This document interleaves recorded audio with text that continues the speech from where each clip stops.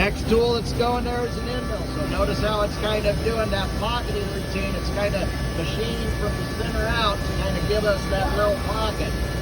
So, see how fast that's going with the chips fitting?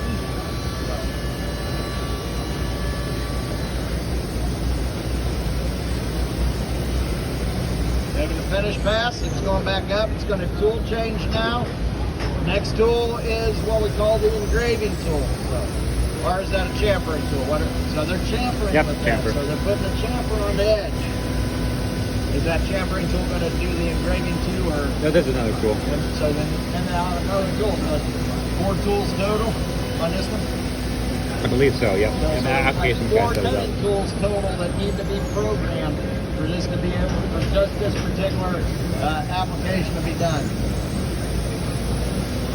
And what's our RPM? You guys can take a look at the controls and see what the RPM and the feed rate of that cutting tool is. Notice how you see the XYZ axis there and the movement.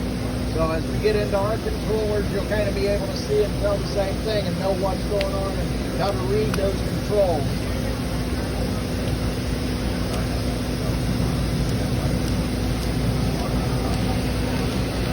And of course, we are making this buck of the best football team in the country, the Philadelphia Eagles, there's no doubt. So I was a little worried when I didn't see any Eagles bucks there. I think there is one. Oh yeah, it's up there Okay.